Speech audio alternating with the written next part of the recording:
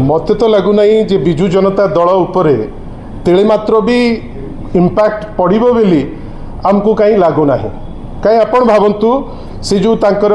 Resignation letter माननीय सभापति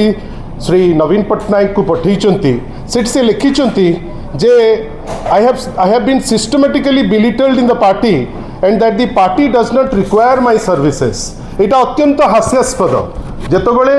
व्यक्ति स्वार्थ राज्य स्वार्थ ठाऊ बढ़ीजीव सेतबेले एई टाइप रो लिखा जाए 2000 मसीह 2024 भितर 5 थर तांकू टिकेट दिया जाइछि 3 थर जितिचंती 2 थर दल टिकेट दबा सत्वे नवीन बाबू का आशीर्वाद पाइबा सत्वे सी तांकर निज कर्म जोगु 2 थर हारिले। परवर्ती अवस्था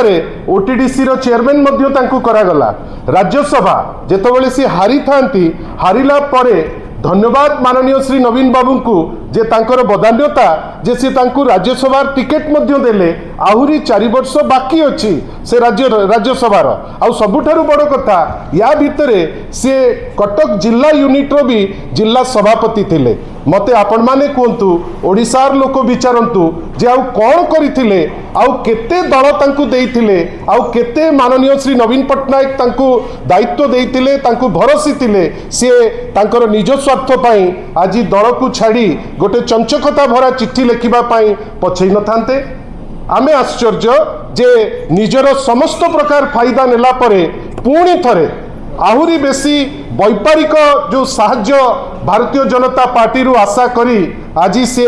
दल को छाड़िया को जाउचंती किंतु एतिकी कहबा को पछै भी नहीं जे विगत 4 वर्ष हेलानी दल पाई तांकर विशेष किछि अवदान नहीं। आज पर्यंत विभिन्न समय रे से केवल तर्क रे से आपण मानकर गणमाध्यम को आसंती तर्क छड़ा विभिन्न समय रे दलर जेतबेले प्रतिकूल अवस्था जेतबेले दल ठारू समस्त फायदा नहीं किरी निजे तांकर समस्त फायदा नहीं चंती तांकर वर्तमान विभिन्न पद पदवी पाइचंती जदि ए सबु परे भी से तांकर सिद्धार्थ कंस्ट्रक्शन कथा चिंता करिवे सो बी इट मु जानिछि दलर या द्वारा कोनोसी क्षति हबो नाही। प्रभावित दल हबो कि कारण कटक रे देखो आपन कहउथिले विधायक थिले जिला मते लागु नै कटक रे आउ तांकर कोनोसी बेस अछि काइना